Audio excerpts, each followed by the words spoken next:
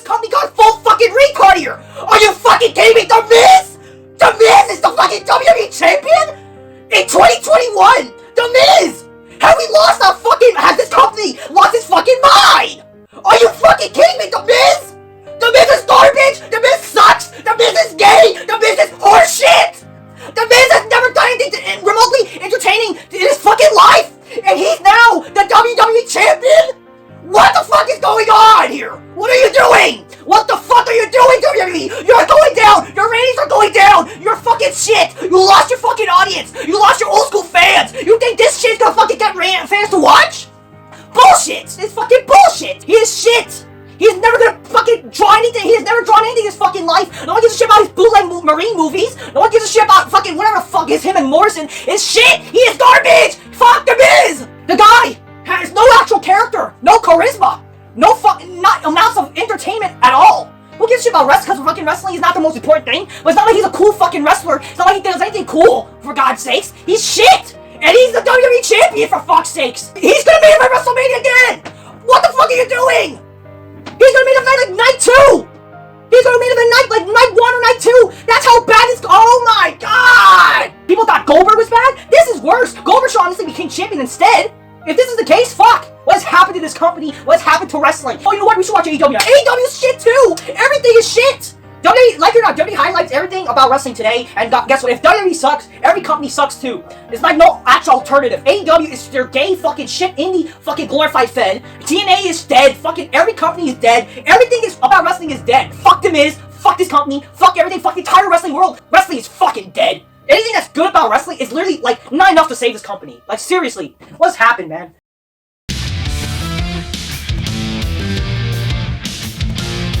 Hello everyone and welcome to a brand new episode of the Very Cold Lasagna podcast. I am your host, DylanLasagna. Welcome to the show, which features casual, cold, and the dumbest takes on the world of WWE, All Elite Wrestling, and the NFL.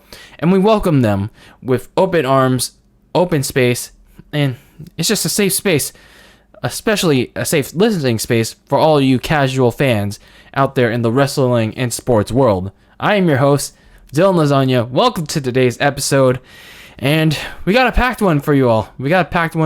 Episode for you all. We're gonna be talking about the pay-per-view that happened on Sunday for WWE, the Elimination Chamber 2021, and yeah, there's apparently a pay-per-view for so anyway, then we're gonna talk a little bit about Monday Night Raw, because there's some stuff that happened in regards to the Elimination Chamber that also carried over to the show that also happens on Monday nights called Raw. And then I'm gonna kind of break down my thoughts, my little predictions of sorts of what's could to come for WrestleMania 37 post Elimination Chamber. So welcome to the show again. I'm your host, DylanLasagna, and let me just start off the show by saying I totally forgot that the Elimination Chamber was this past Sunday. Like, when Sunday hit, yeah, I didn't know there was a pay-per-view. I'm gonna be real with you. I've remembered more about, because I'm a video gamer. I like video games. I remember more that, if you guys can see if you're watching the video version, I'm holding my Nintendo Switch right now. I remember there was a Nintendo Direct. You know, Nintendo has their video presentation where they show off a bunch of games, because it was the first Nintendo Direct, the Direct presentation in over 500 days. So I was more hyped for that than the freaking Elimination Chamber pay-per-view. I mean, can you blame me though? Can you really blame me? WWE hasn't really done anything like anything cool lately, but you can also say the same thing about All Elite Wrestling. They haven't done jack shit anything as well. So to be honest with you, wrestling is, yeah, it's in a very bad state right now, but that doesn't mean I want to talk about it. And the reason why I'm talking about it is that so you don't have to watch it. It's like, I watch it so you don't have to, as most people like to say it. But anyway, yeah, that's pretty much how I spent my Sunday. not knowing that there was a pay-per-view today, because that's pretty much how it is nowadays for myself as a wrestling fan. But yeah, I still managed to catch up on the pay-per-view via like playback, through alternative means, playing it at 1.5 speed, because I'm not sitting through that whole show. I'm not sitting through that whole show at normal speed. Screw that. Screw that. And I'll get into my final overall thoughts when we recap the whole card, when we get there. Now, unlike the Royal Rumble, I didn't like. I'm not gonna break down the match like by each and every single like thing that happened, because ain't nobody got time for that. Nobody got time for that shit. I'm just gonna mention like what I personally thought was interesting, my personal highlights, and with that being said, let's get right into it. Let's talk about the main event, because that was what everyone was buzzing about. Not really about the match itself, but what happened afterwards. But we'll get there. We will get there. We will get there when we get there. Let's first talk about what happened on, like, in actuality. The WWE Championship Elimination Chamber match ended the show. By the way, we're doing things like in reverse this time around. We're gonna be doing the match card in reverse order this time to spice things up.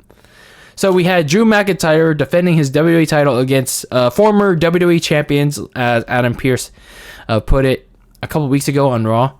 AJ Styles, Jeff Hardy, Kofi Kingston, Randy Orton, and Sheamus. And, well, that should be woohoo, I guess. And speaking of Randy Orton, I was very surprised that Randy Orton got eliminated so early on. And he was eliminated by Kofi Kingston without like any fanfare, like any distraction by Alexa Bliss, because Randy Orton's in this like program with Alexa Bliss and Bray Wyatt's The Fiend persona. And lately, Alexa like Bliss is trying to revive The Fiend, and there was like this touchy thing that happened on, I think, was it last Monday on Raw or 2 weeks ago, where Alexa Bliss tried to resurrect The Fiend with this, what was this, like pentagram thing? I don't know, but it was like very voodoo-y. And then this was all because Randy Orton set The Fiend on fire back at the TLC pay-per-view back in December. So things are kind of picking up, but it was just kind of weird that Randy Orton was the first eliminated, but it was so quick, though. That was what very surprised me the most. Randy Orton got eliminated very quickly on a fruit roll-up by Kofi Kingston. And, again, no Alexa Bliss, no Bray Wyatt shenanigans. Like, no mention of it. Like, no mention of it at all. It was just kind of weird. I mean, Randy Orton did hit an RKO on Kofi and AJ, but it was just, I thought, you know, a little continuity there would have helped. So it was also like kind of cool to see AJ's personal bodyguard, Omos. Is that how you pronounce his name? Omos. He was on the outside, like watching the chamber match, and AJ Styles was trying to like tell Omos to bust him out of there, and Omos like went full Hulk. He went full like Green Hulk and broke open the chamber panel, even though it's like freaking plastic. He like ripped the panel open. It was like, my God, dude, like, are you fucking serious? And AJ Styles ran out of the pod, even though he didn't have his scheduled entry yet, and he was trying to run out of the pod. But I thought he was trying to leave. I thought he was trying to leave the chamber match, and I was like, I'm not dealing with this angry ass Randy Orton right now. But he went inside the chamber. I don't know why he's so stupid. Like, why did he just have almost break him out, only to just go inside the Elimination Chamber again, and he got RKO'd by Randy Orton? It's dumb. Very dumb. Very, very dumb. And then much later on, Sheamus eliminated Kofi Kingston with a bro kick, and then Jeff Hardy got eliminated after hit a swanton bomb on AJ Styles, but he was met with a Claymore kick by Drew McIntyre. I found that kind of weird because Drew McIntyre could have just pinned both AJ and Jeff Hardy. So, double elimination, So it could have just been Drew and Sheamus because, Sheamus turned on Drew, his quote-unquote friend, for the last couple of months. I don't know what they could have been the final two, but I mean, it is what it is. And then Drew won in this kind of cool way. He hit a Claymore mid-air, encountering AJ Styles' phenomenal forearm. So that was pretty cool. Drew McIntyre retained the WWE title.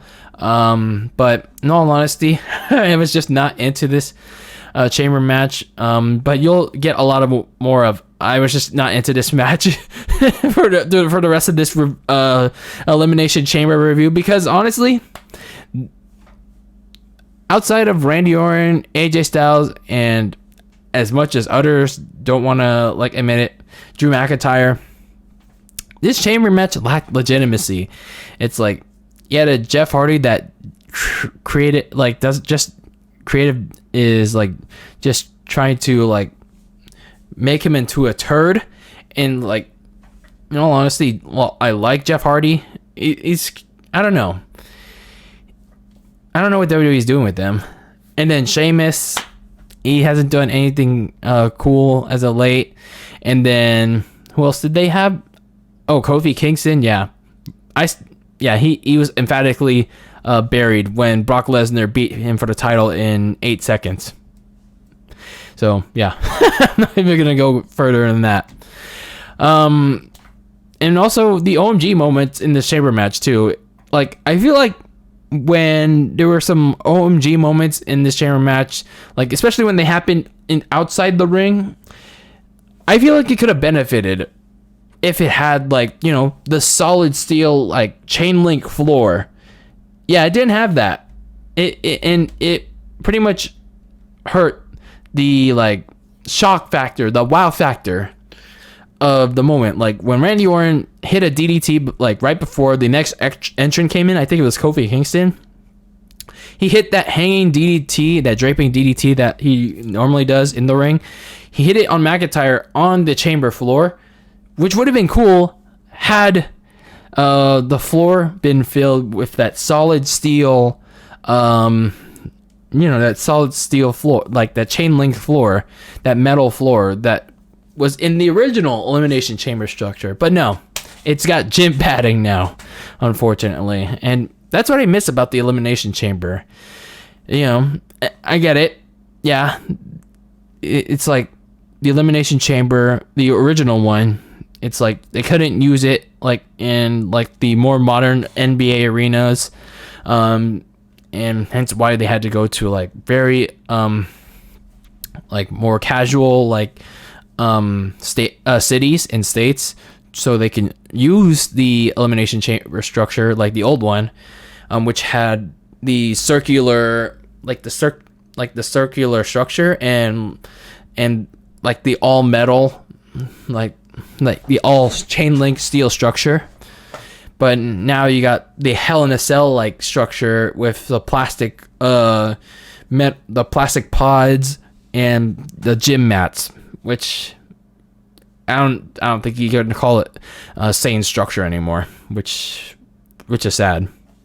So I mean, the match was pretty boring, but it was what happened after was it had everyone on wrestling Twitter, on Reddit, on YouTube talking all throughout Sunday night. So immediately after Drew McIntyre retains the WWE Championship inside the Elimination Chamber, out of nowhere, Bobby Lashley spears Drew. He speared him, and he literally put the hurt on him, throwing him all around the ring, and then he put him in the hurt lock. He slammed him into the ground. And guess who came to play? It's time to play. It's not to time to get down on your knees. I came to play. It's the jizz. It's time for the Miz to jizz all over the floor, because the Miz cashed in his Money in the Bank contract, and he won the WWE title. The Miz's jizz ended Drew McIntyre's WWE title reign. Yeah. The Miz is WWE champion in the year 2021. Interesting. I don't know if that's the right word to describe that moment. Now, it's been 5 days. At the time of I'm recording this. It's been like a couple of days, at least 5, whenever I put this up. That the initial reaction is setting in, and whatever happened on Raw, which we'll get into. But damn, looking back at the initial reaction, and especially at that specific clip that I decided to put in the intro of this video, which was pretty funny, and even the original person that uploaded that, that made that, admitted, like, it was funny, like. And again, it was just purely for entertainment. He admitted that it was purely for entertainment. He was legit upset, but he still hates the Miz. But it was just so funny. It was so typical Smark, anti-Smark, like IWC nature, man. It is just like, damn it. It's like, again, with WWE with the backward ass decision making. It literally reminded me so much of what happened a couple days earlier, unrelated to wrestling, but like I'm gonna keep it brief. With, you know, again, going back to, again, you can't see this on the audio version, but the Nintendo Switch, the Nintendo Direct. They started the Nintendo Direct with this weird anime thing. Now, it's called Xenoblade Chronicles 2. It's like this Japanese role-playing game.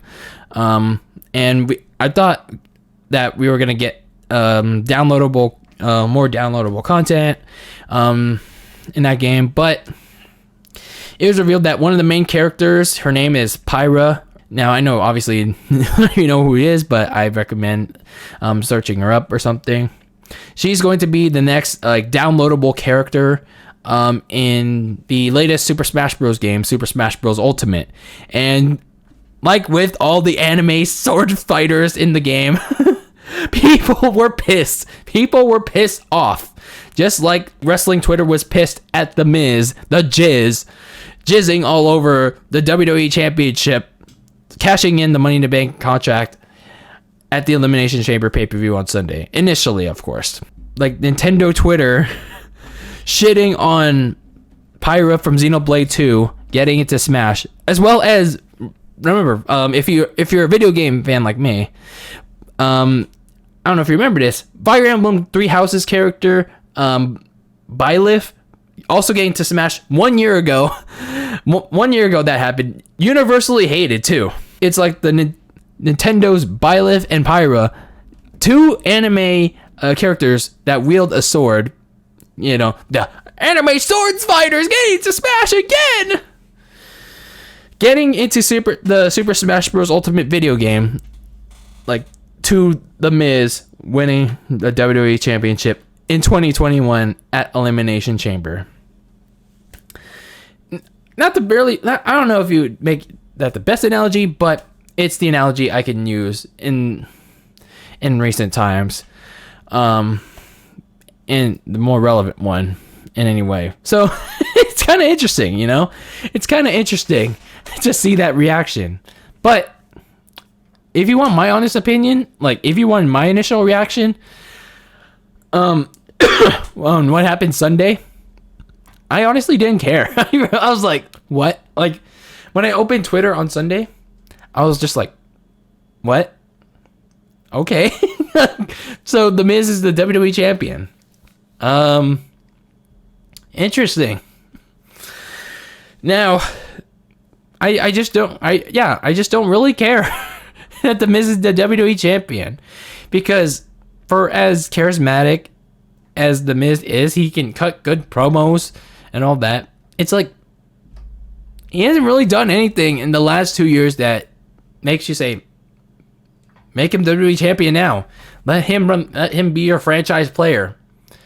He's been booked creatively like dog shit for the last 2 years. This is the same Miz that got bitch slapped by that rapper that's been showing up and feuding with the Miz, Bad Bunny, whatever his name is.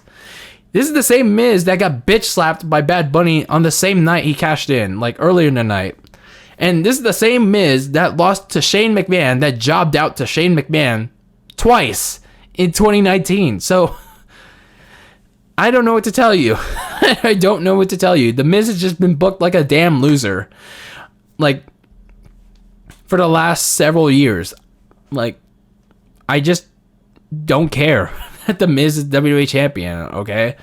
And it's like, the Miz cuts good promos, but outside of that, I just don't care about him at all. And if WWE doesn't want viewers to make people care about the Miz, then why should I care? Why should I care about the most must-see jizz in 2021? Why? But more now that I think about it, though, now that I think about, the Miz being WWE champion, it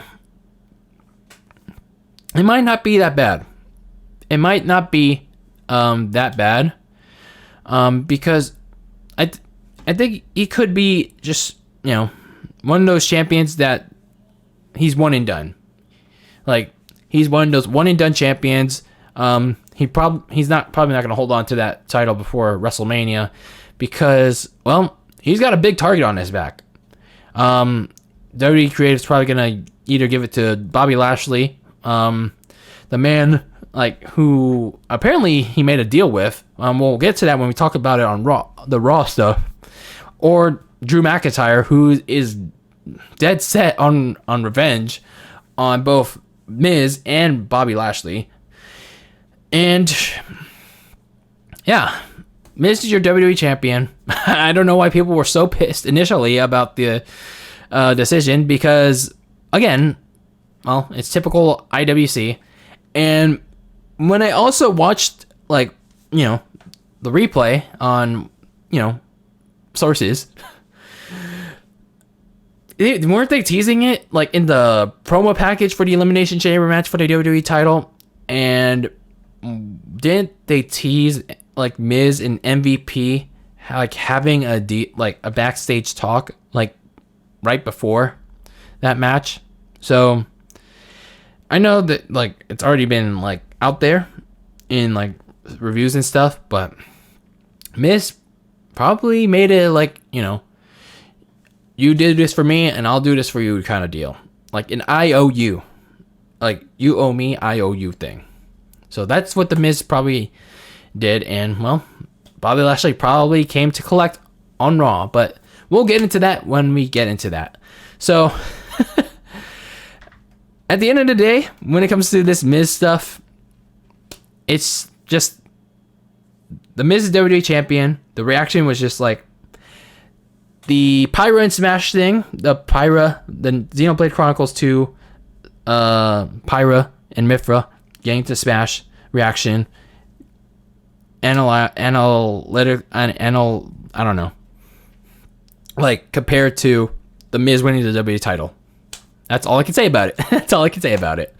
It's I just compared those two reactions together, and yeah, I just didn't care about it. It's just whatever.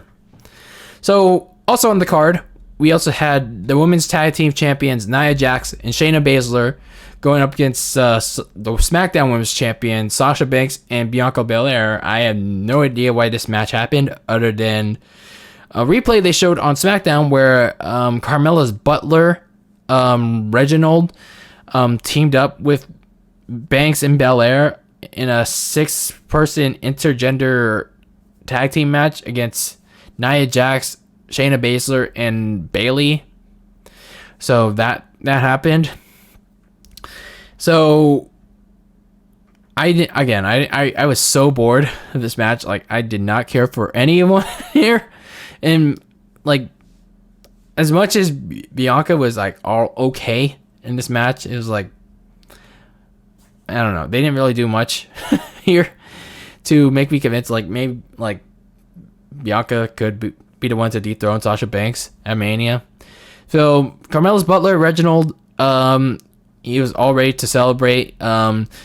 He didn't have the jizz with him, and he tried to get Sasha to use the champagne bottle, on Nia Jax, but the ref saw her with the bottle, and Nia Jax attacked her from behind and hit the big oof on her to win, the Samoan drop. Yeah, I just did not care about this at all. At that point in the pay-per-view, I was just, like, bored. I was just ready to, like, click, skip through all the terrible parts, skip, but, I just don't want to, like, I just might miss out on something, like, cool, but I didn't get that here. And at this point, can't Bianca just make her decision already? Like, I know I'm an impatient asshole, but it's like, what are they going for here? What are they going for here by prolonging this decision? We'll get to Edge in a second, don't worry, because, well, apparently he already made his decision, but we'll get to how he made this decision. But what are they going for here with Bianca Belair? Are they having her go heel? Or are they having Sasha turn heel with this little buddy thing? Why is Reginald here? Is he trying to, like, cause tension? Is he trying to get Carmella inserted into this title scene and make it a triple threat for no reason at WrestleMania? Like, it doesn't make any sense. It doesn't make any sense what's going on, and I'm just waiting for the point where, like, Sasha and Bianca get the ball rolling with this story already, because right now, whatever creative is doing, it's confusing the hell out of me. Then earlier in the show, before anything happened with Bobby Lashley involving Drew McIntyre and the Jizz, Bobby Lashley was the United States champion earlier tonight, and he had to defend his title against Matt Riddle and John Morrison. Now, originally, Keith Lee was supposed to defend his title, but he apparently was injured and was not allowed to compete in this match. So John Morrison won a fatal 4-way on the kickoff show against Ricochet, Mustafa Ali, and Elias to fill that vacant spot. So, outside of Bobby Lashley, I didn't really care for Matt Riddle or John Morrison, but I will say this: for very little I've seen of Raw, like, what I've seen of Bobby Lashley, he looks better. He looks much better than he did, like, I gotta say, over a year ago. Like, they've really protected Bobby Lashley and, like, made him look very dominant lately. I don't want to say Brock Lesnar like dominant, but he was just, like, every time John Morrison and Matt Riddle, he goes by Riddle, not Matt Riddle now. Apparently he lost his first name. So every time Riddle and Jomo tried to get any offense on him, Bobby Lashley would just, like, throw them around and, like, act as if they didn't do anything to him. So he's just like that. He's just like that one unbeatable boss, and anything that you do to him, it's nothing. Your move is ineffective. So, Lashley locked in the Hurt Lock on John Morrison, but Riddle stole MVP's crutch. Apparently, MVP was injured, and, like, it wasn't. I don't know if it's how major it is, but he was still on screen. And Matt Riddle stole MVP's crutch, hit Bobby Lashley with it twice, and hit the Bro Derek, whatever that is, to win the U.S. title. Again, I like Bobby Lashley here. He was very well protected, not taking the L, not taking the pinfall. I just don't get the appeal of Matt Riddle. He has the look. He has the body. He was a former MMA fighter, so that helps him a lot. But what's the personality? What's the gimmick here that he's trying to go for? Saying bro doesn't really help Amir. Like he's kind of coming off like a Zack Ryder light gimmick here, like attitude here, and yeah, I'm not sold on it. I'm really not sold on it. So again, I didn't mind Lashley losing here, especially because of what he did later in the night.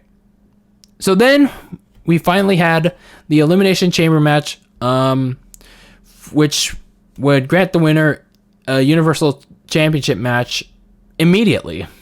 Yeah. Your grand prize of winning the Elimination Chamber match was to get a Universal title match against Roman Reigns right after. So damn. Goddamn.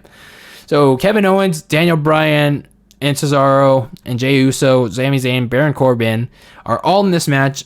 And just like with Randy Orton, in the WWE title Elimination Chamber match, Baron Corbin got eliminated pretty early on. It wasn't like as soon as Randy Orton, who got eliminated like 8 minutes in the match. Baron Corbin got eliminated like midway through, when it started to get really the elimination started weren't as rapid fire yet, but it was kind of like, I was like, damn, I guess Baron Corbin well, they're not doing anything with him.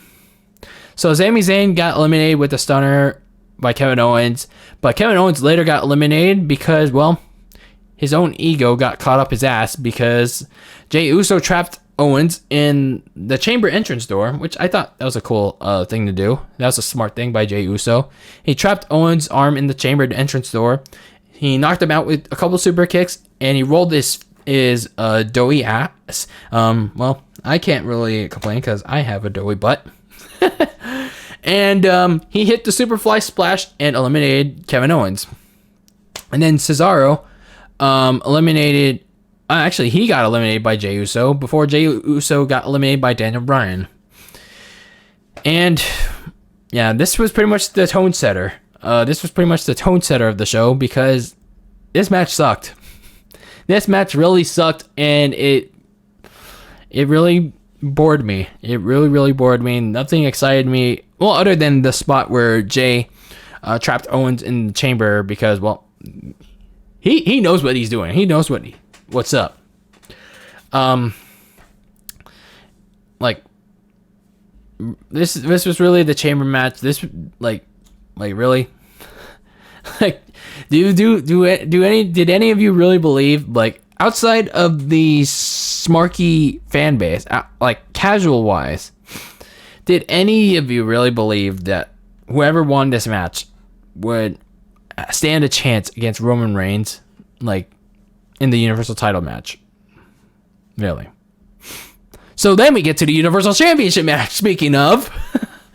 So Roman Reigns immediately came down, marching down the ramp with his championship in tow, with Paul Heyman in tow, fresh, ready to go, unlike Daniel Bryan's, his sorry ass. Reigns, ready to go, no introductions needed, and he was trying to go for a spear, but Daniel Bryan countered it into a yes lock, and Reigns broke out of it, beat up Bryan to a pulp, and locked in the guillotine to quickly put to bed on the revived yes movement. Yes, I said it.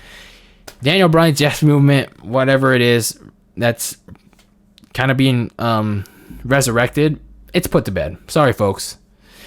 And to put the yes movement 2.0 to bed even further, Edge came out and speared Roman Reigns right after the match, and we're getting Roman Reigns versus Edge for the Universal Championship match at WrestleMania. Suck it.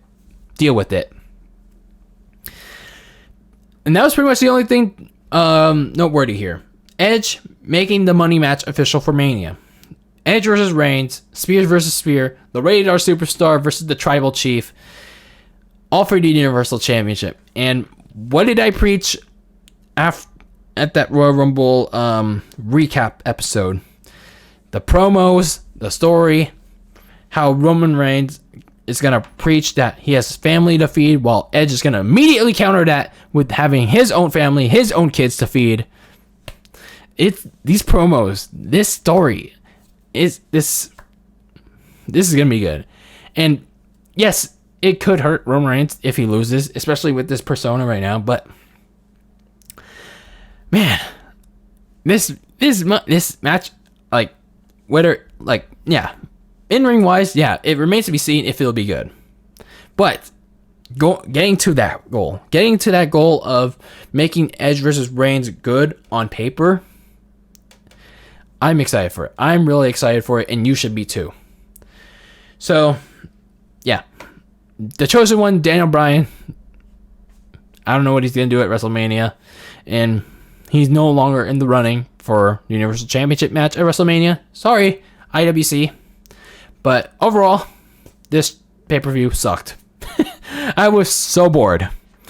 Even watching it at 1.5 speed, I was ready to fall asleep. I was going to fall asleep because I was like, there was nothing remotely interesting in this show that made me want to say, wow, I could really talk about this with someone tomorrow. I mean, outside of, I guess, Edge making his WrestleMania decision, which was the right one, Bobby Lashley doing the Hurt Business things, and, well, if you want to get a good laugh, the Jizz being the Miz, winning the WWE title in 2021, I guess you could get a good laugh of that, but I just didn't really care. But I don't know. I just didn't really like this pay-per-view. The matches bored me to death. Like, the wrestlers were just boring. This whole show was boring. Again, I did find the initial shitstorm legit or not. Funny though. So pretty much the Miz's WWE title win would set up for the short. It's set up for the short term, and short term it did. As we now transition to talking about Monday Night Raw, but first we have to take a break, and when we come back, we're gonna talk about what happened to The Miz, your new WWE champion, on Monday Night Raw. And once we're done talking about Raw, we'll talk about some things to come for WrestleMania 37 post Elimination Chamber, in my opinion. All of this after this quick break and a word from your social media plugs. Keep it cold and keep it very frozen on Very Cold Lasagna. We'll be right back. If you're listening to this podcast for the very first time, or you've been listening to this podcast but are not yet subscribed, what are you waiting for? Subscribe, follow. What are you waiting for? If you're watching this on YouTube, hit that subscribe button. Turn on the notification bell. Smash it, smash it, smash it. Especially turn on that notification bell so you'll be notified of each and every episode of Very Cold Lasagna that goes up, along with exclusive YouTube extras, clips, uploads that don't get uploaded to the listening streaming platforms. Speaking of the listening streaming platforms, you can listen to the Very Cold Lasagna podcast on an audio format via Apple Podcasts, Spotify, and Anchor FM. And if you want to follow me on social media, you can do so at Very Cold Lasagna on both Twitter and Instagram. So now let's talk about Monday Night Raw, the February 22nd, 2021. Now, like with the Elimination Chamber, I watched Raw, not on West Coast delay, because fuck that. I watched it via the YouTube clips and whatever way I can. So the Miz had a championship celebration. The Jizz was literally all over the place with fireworks, balloons, and John Morrison was in the ring ready to get it on. And the Miz had his his obligatory speech about almost getting fired 16 years ago, and now he's champion. And he also mentioned being better than the likes of legends like Batista, John Cena, The Big Show, The Rock. And he also mentioned being better than Drew McIntyre. But he was soon interrupted by the Hurt Business's Bobby Lashley and MVP, who came to collect. They wanted that they wanted something. And that something was the Miz's end of the bargain. Plot twist alert. John Morrison cost Lashley the United States Championship, but The Miz promised Lashley a WWE title match in exchange for beating up Drew McIntyre before The Miz would cash in.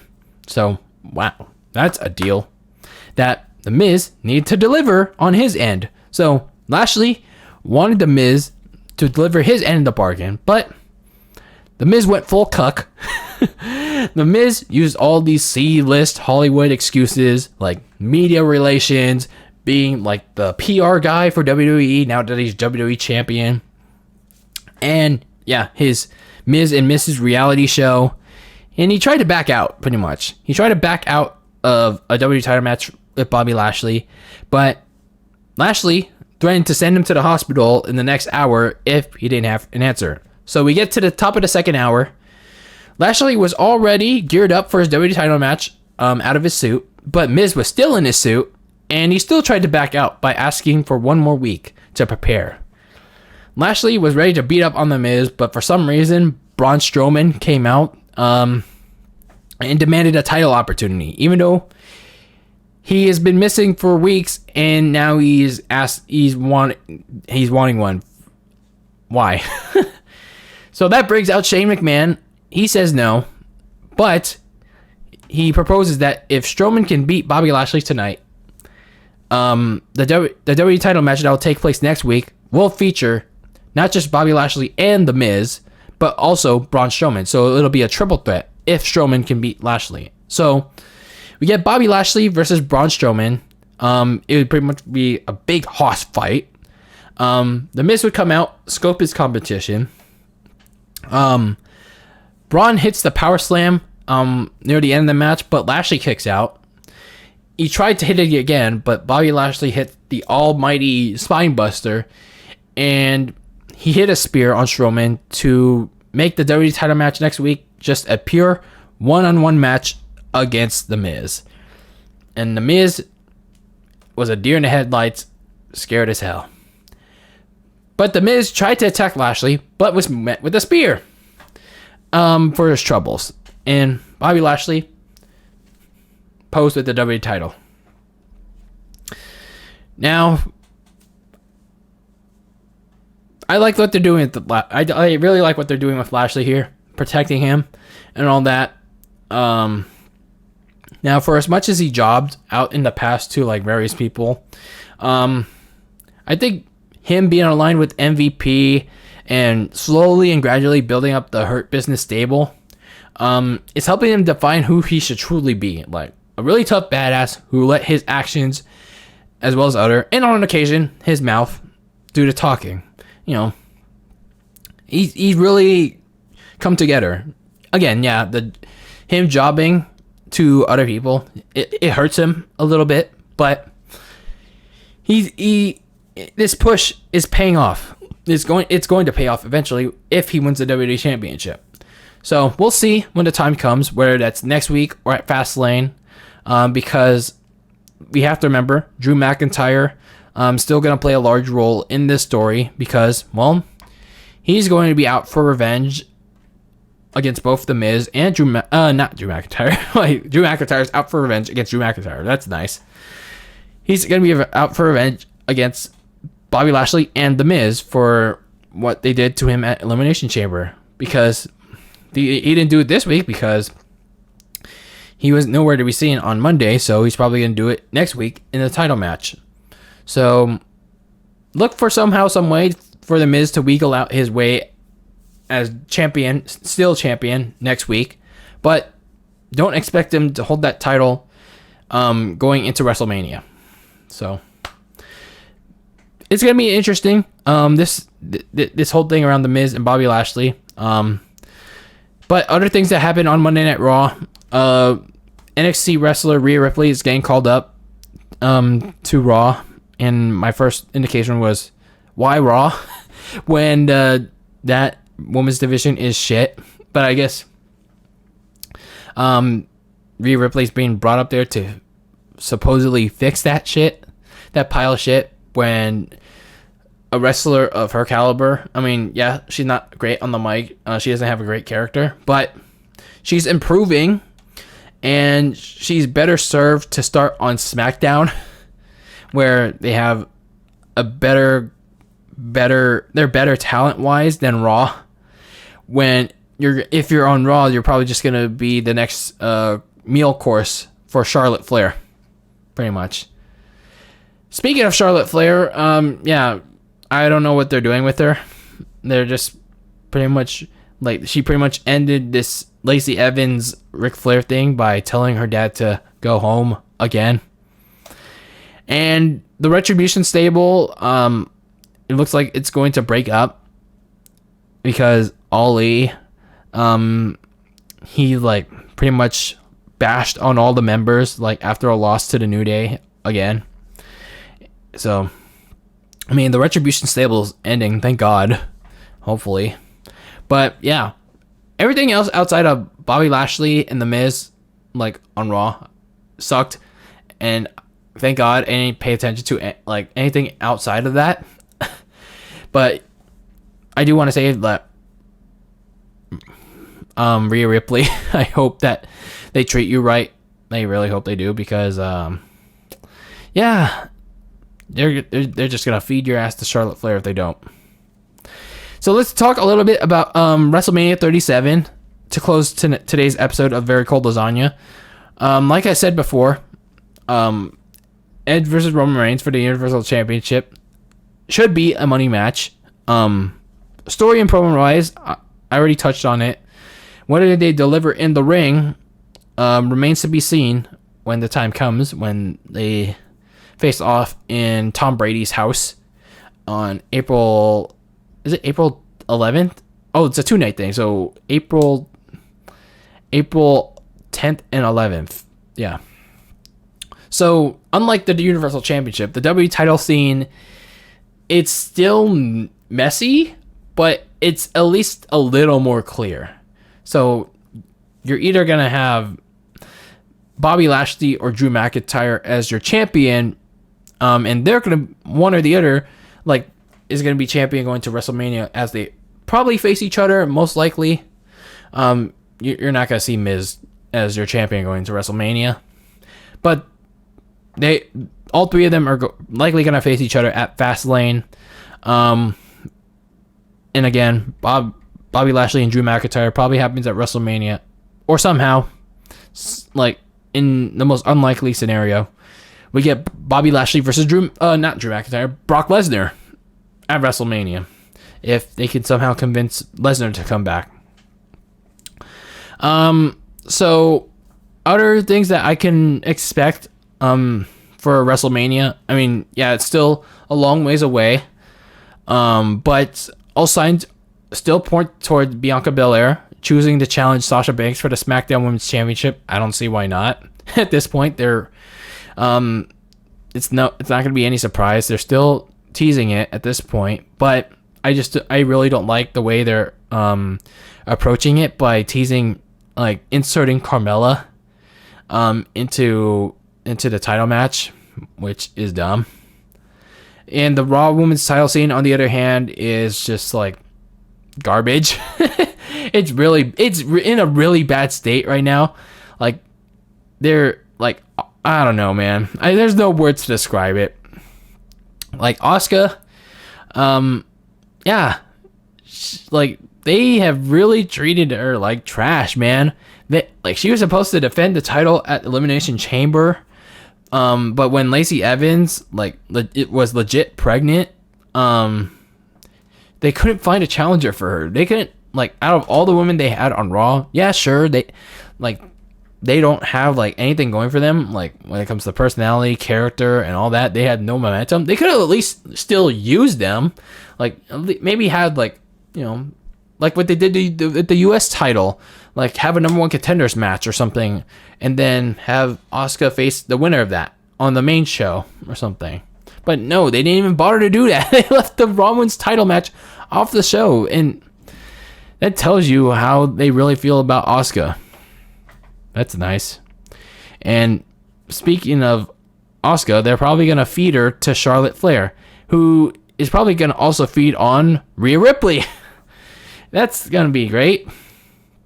But speaking of Rhea Ripley, we don't know what she's going to be like on the main roster, but all I can say is the rest of the Raw Women's Division and the women's division as a whole is being booked like complete afterthoughts. I'm sorry to say it. It's like, I don't know why. It's like they're just being booked like trash. I hate to say it. So let's talk a little bit about the mid-card scene. It's not that interesting either, but for hardcore fans, I guess Big E versus Apollo Crews for the Intercontinental title could be an interesting feud, but for lapsed fans like myself, I don't know, not really. Matt Riddle is probably going to defend his United States Championship in a multi-man match at Mania. And the tag titles, like all around, Raw, SmackDown, Women's, they're probably going to feature those two in like meaningless matches. I don't imagine they're going to do the Battle Royale stuff, like the Andre and the women's thing, because, Rona, like, that's going to look very bad. Especially in front of like in your first show back with live fans, that's gonna look really bad. There were talks of having Randy Orton versus Bray Wyatt in a Firefly Funhouse match at WrestleMania, but it worked last year with Bray Wyatt versus John Cena. But you're returning with live fans. I don't know if it's gonna work this time around. I don't know if you really want to have them sit through another cinematic match like live in attendance. I don't know if that's such a good idea. And then Cesaro versus Steph Rollins, which is probably the direction they're gonna go with. It's not. I don't know. It's not really Mania worthy, but I mean they get something to do on the show at least. But yeah, that's my like Mania like predictions preview. Like what I see, what's gonna happen heading on as we're like going towards this road to WrestleMania 37 post Elimination Chamber. But yeah, this is just bad. Like if you think I'm disinterested, like if I sound disinterested, that's because I am. This road to WrestleMania sucks ass. Outside of Edge versus Roman Reigns for the Universal title. And it depending on what they do with Bobby Lashley versus Drew McIntyre, that's still dependent on what they do, the WWE title. But outside of maybe those two matches, everything else is hot shit. It's garbage. It's worse than it was before, and it worse than it was 2 years ago. It's bad. No one in the WWE, outside of a few names, has any interesting gimmick, any interesting personality, any interesting character attached to themselves. It's all flips, kicks, let's have a match, or let's have the same match. Let's have the same match again next week and the week after that. Or maybe let's have the same match again, but let's not retread it until a couple weeks later. It's so bad. It is so bad. And it's this lacking factor of no gimmicks, personality, characters, the most important things in wrestling. It's going to shine big when whoever comes for that live crowd at WrestleMania. It's going to be bad, people. It's going to be really bad. But yeah, that's my Mania thoughts, to end things off. And that's my recap of the Elimination Chamber and Raw 2. Man, it is such a bad time to be a wrestling fan right now, especially if you're a lapsed one like me, because everything around wrestling, whether it's WWE, AEW, it's such a pile of shit, man. It's all like flips and kicks with no charisma, no story. Like, what happened to wrestling? Like, I didn't think the pandemic would hurt wrestling so much, but it has. It really has. It has shunned so many like flaws so much. Like, goddamn. Like, jeez Louise.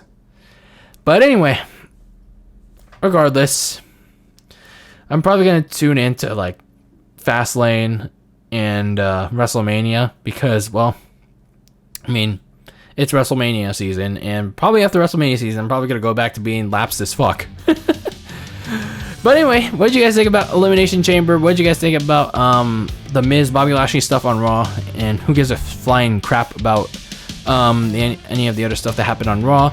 What do you guys think is gonna happen going forward in heading towards WrestleMania season with like Fastlane and the WrestleMania pay-per-view itself? Let me know. Whether it's on Twitter, Instagram, or especially if you're watching the YouTube version, in the comments below. But thank you all for watching this episode of the Very Cold Lasagna podcast. I am your host, DylanLasagna. Thank you for watching and listening to this episode. Make sure to leave a like, dislike, review of this episode, however you can. And again, make sure to leave your support and listen to it however you can, whether it's on YouTube, Apple Podcasts, Spotify, Anchor FM. And as always, keep that lasagna very cold in the fridge with your takes as cold as they are on the world of professional wrestling and sports. And I will see you all next time. Take care, everyone.